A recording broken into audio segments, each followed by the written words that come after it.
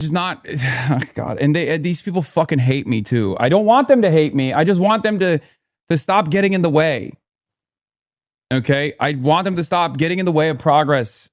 Like, maybe they legitimately believe that their worldview is the smart adult choice. Mama Gretch wants to win a little bit more shine as a relatively progressive governor. She probably will stay out of this election, or better yet, endorse Abdul al-Sayed. I don't think she's going to do that. Okay? I don't think she's going to do that. So the best we can hope for is that she doesn't endorse Haley Stevens. I just don't think any of these people, that are in positions of power that aren't true leftists, true left populists, are going to do the right thing. I'm hoping to be pleasantly surprised by McMorrow, by Big Gretch, but I certainly think that my expectation is that they'll rat fuck, and I'll be very pleasantly surprised if they don't rat fuck, and I would be unbelievably surprised if they turn around and actually endorse Abdul al-Sayed. That's my assessment. Okay? That's where I'm at. I don't think the main reason Mallory dropped in the polls was her attacking you or Abdul. I think running as a diet progressive was never going to work, especially without Bernie or AOC endorsements. So why would anyone vote for her over Abdul? No, the pivot point did come from the attack. Because she was doing all right. She was never endorsed by AOC, and neither was Abdul. But she was doing all right in the polls. She was actually pretty close to Abdul. She was actually beating Abdul. Abdul was in third place. Abdul al-Sayed was in third place in a relatively close race between Haley Stevens usually being in first place, or sometimes Mallory McMorrow being in first place. It was a three-way statistical tie at best for Abdul, but he was literally in third place in every single one of those polls. Okay? And then Haley Stevens and Mallory McMorrow came out and pushed this line. Okay? Haley Stevens came out, or Mallory McMorrow first came out and pushed this line that Abdul was, unserious, dangerous, chumming it up with a radical terrorist. And that was when her campaign started collapsing.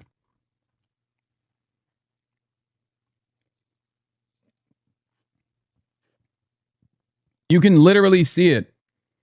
Anyway, yeah, we saw this. This is from April. Senate poll showing McMorrow voters' second choice is 55% Stevens, 25% to Syed. But again, and I think, yeah, McMorrow has been a force in Michigan and seemed to have real camaraderie with Abdul al-Sayed early on. We'll see if that extends to now. No. There was reporting that centrist Dems in D.C. were pressuring her to drop out and endorse Stevens. And I think she just dropped out, but did not endorse Stevens. That might change. But yeah, that poll is the let's say the pre-Hasanabi Hex poll.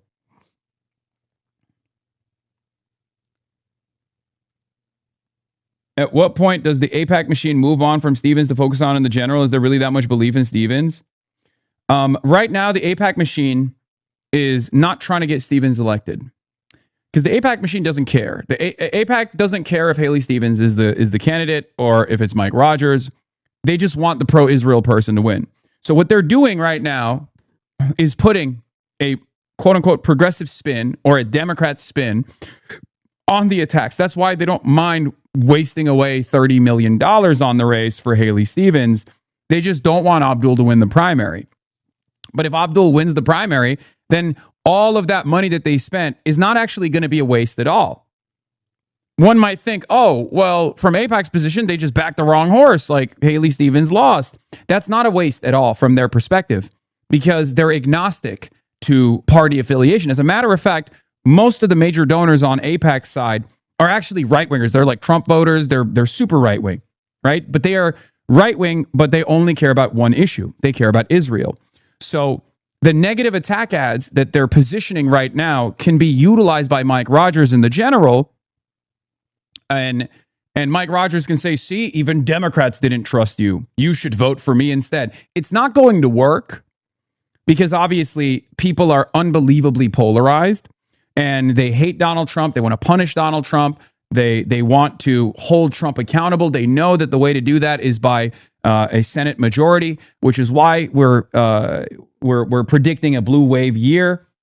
And it would have been a blue puddle if it wasn't for these fucking progressive candidates. I'm telling you that right now. I was very worried in the beginning of these primaries that this was going to be a blue puddle. I think it's going to be a blue wave because of the progressive candidates that have a tremendous amount of grassroots momentum and excitement behind them.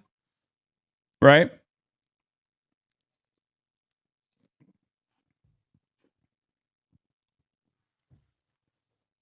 Big Gretch already said she won't endorse anyone in the Senate primaries, but that doesn't mean anything. That can change.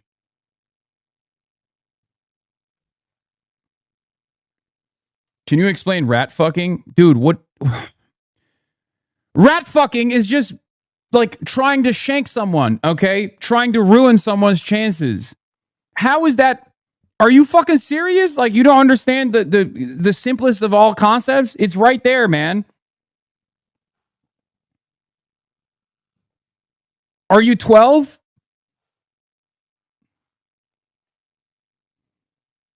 Backstabbing. Okay? Trying to ruin someone's run by coming out of left field, out of nowhere, and deciding to harm their chances. Elizabeth Warren staying in the race in 2020 when she knew she was going to lose her own state to Bernie Sanders in an effort to split the progressive lane was a rat fucking.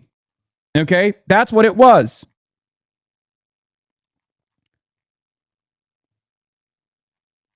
Mallory McMorrow dropping out to solidify her support, however much of her support she can, to back Haley Stevens would be a rat fucking.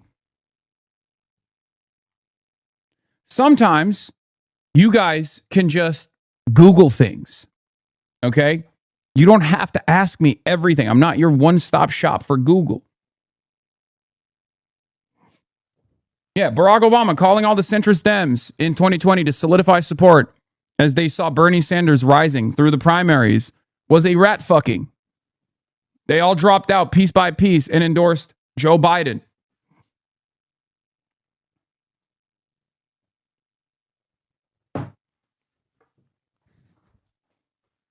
Chill out, dog. What's your problem? Sorry. I'm a little tense. Yeah. Here is an American slang term for behind-the-scenes covert political sabotage or dirty tricks, particularly pertaining to elections. It was brought to public attention by Bob Woodward and Carl Bernstein in All the President's Men in 1974, the book that chronicled their investigative reporting of the Watergate scandal. Okay? There's literally a Wikipedia page for it. That's why I said you can Google it. Anyway, I really do hope Elizabeth Warren backs Abdul al-Sayed. This will be very helpful. We're not Googling rat fucking, you idiot. No, it's not. How do I bake a cake? So how do I bake a cake? Okay, fine. Take 5 minutes.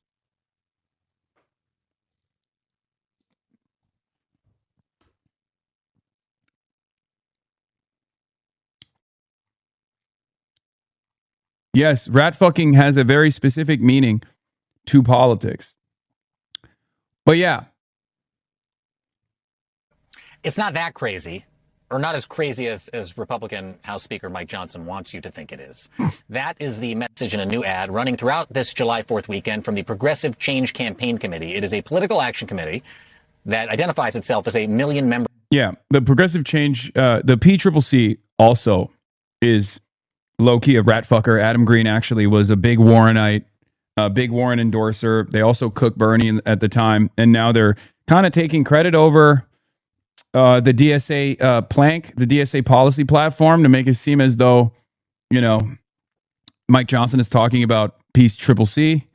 It's fine because they have a lot of money. So I'm not that frustrated by it unless they use that money faucet against us. Okay? Or grassroots organization building progressive power at the local level, at the state level, and at federal levels. Watch this. They put this on paper. They're saying the quiet things out loud. Abolish the Electoral College. Damn straight. Replace the two-party system with a multi-party democracy. Yep. Expand the House of Representatives. That's right. Establish public ownership of the largest corporations and essential industries to ensure democratic control and accountability to the people. Hell yeah. Y'all, it goes on and on and on. So it's interesting, like I said, because like all three of the candidates that they use on this are DSA. They're DSA cadre candidates too. Like that's what's so well. I guess Maylot really isn't, but she's or is she? I don't know how long Maylot was in the Democratic Socialists of America, but regardless, doesn't matter. Those people you just saw, Chris Rabb and Claire Valdez and Maylot Quiros, were the ones in that clip. All three are progressive. I know she's DSA, chatters. I know Maylot is DSA. I just meant like, is she? Maylot was endorsed by DSA National more than Daria Lisa Avila Chevalier.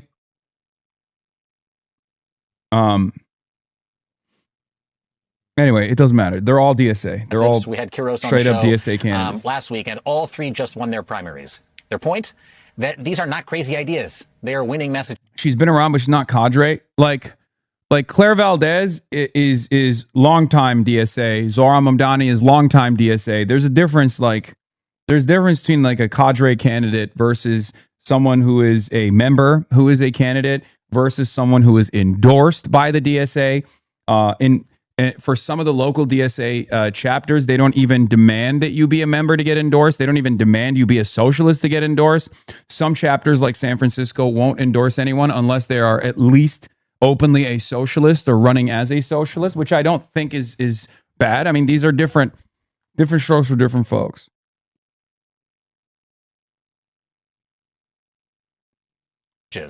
Like Maylot Quiros told me on this program last weekend. These ideas are resonating with people. Yeah, cadre is someone whose main organizing home is DSA versus someone who became a member via other organizing and then got endorsed. Yes. And while centrist Democratic candidates are also winning their primaries, the progressives and even the Democratic Socialists, they're having a moment. It is undeniable. That is why a whole lot of eyes are on Michigan right now to see what happens in the Democratic Senate primary there. What do you mean by cadre? We already explained it. Someone whose main organizing home has been the Democratic Socialists of America, someone who's actually run as a DSA candidate in like a local position, someone who's been there for a much longer time. The field is made up of... And yes, DSA can endorse a non-socialist. Yes, and sometimes they do.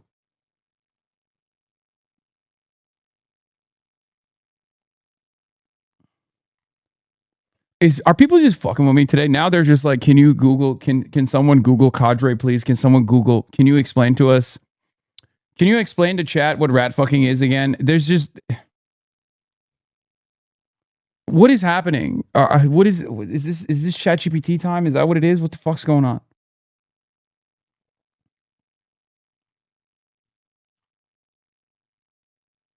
No, you're just being baited more than usual. That's what's going on, isn't it? That's what's up. That's what's up. I'm getting cooked right now. I'm getting cooked. Congresswoman Haley Stevens, State Senator Mallory McMorrow, and Abdul El-Sayed, a former Wayne County health official. This is a hot race, hotly contested, and it has the Democratic Party split there. Senate Minority Leader Chuck Schumer and other moderate Democrats have backed Haley Stevenson. You might have seen that Congresswoman Alexandria Ocasio-Cortez just gave a boost to Abdul El-Sayed, who already has the backing of Bernie Sanders. And Abdul El-Sayed joins me now, fresh off of that AOC endorsement. He is running in Michigan's Democratic Senate primary. Welcome to the show. I guess this interview was before McMorrow dropped out. Jacob, thanks for having me. Shout out to Liz Smith with another banger campaign. Look, I don't want to say what I want to say about that. I just think that some of these people have bad instincts, okay? They have great connections with a lot of mainstream media outlets. They can put their candidates in those outlets and get them favorable coverage, but they're just not very good as political operators. And Liz Smith is one of those people. Like, she's big Pete Buttigieg booster. She's got her fingers in the James Tallarico pile right now, and I'm definitely worried about that. Okay. Neera Tanden is another one that's just like, it's just not good. It's just not, oh God. And these people fucking hate me too. I don't want them to hate me. I just want them to stop getting in the way. Okay. I want them to stop getting in the way of progress.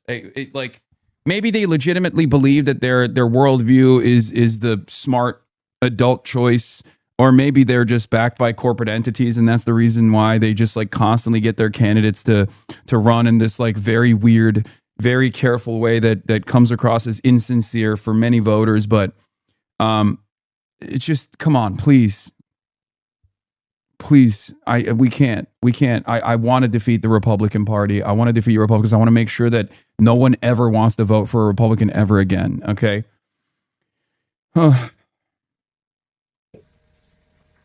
It's good to have you here. I think everybody knows Michigan is not New York, and it's not Denver even. What makes you confident that you can win not only this primary, but the critical election come November? Jacob, I kicked off this campaign back in April of 2025. Since then, I've done 450 public events across 110 different cities.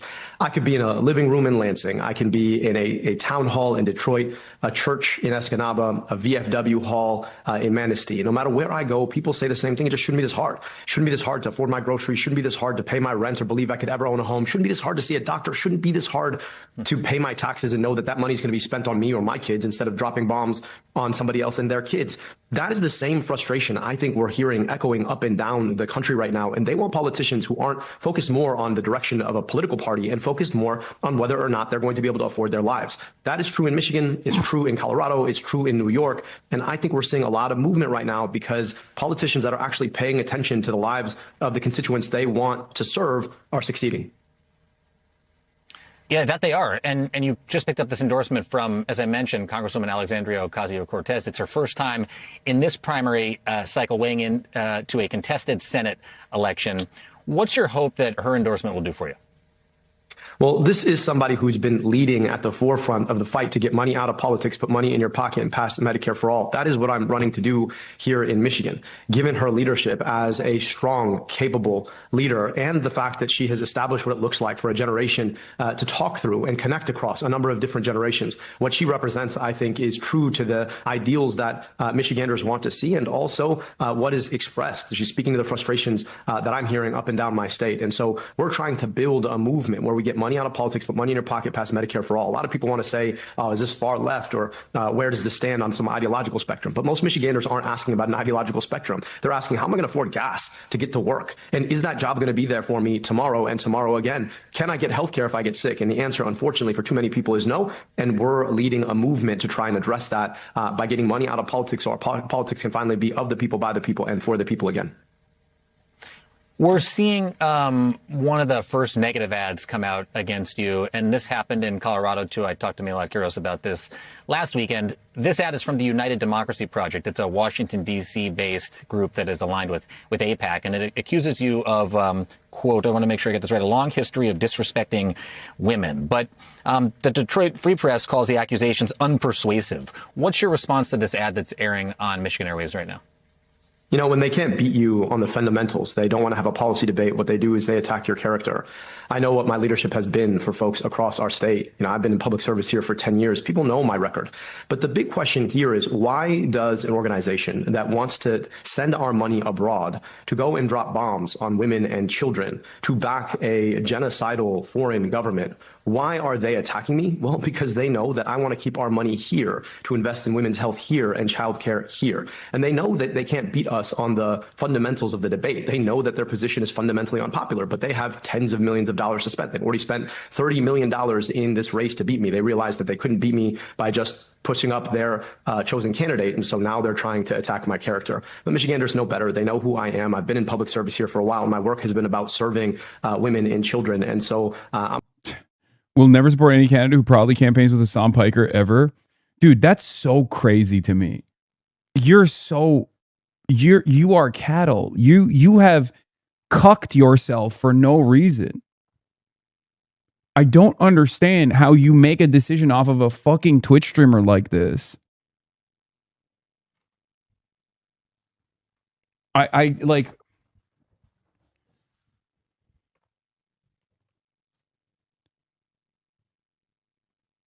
it's so funny that these people are just positioning themselves in this way for no reason.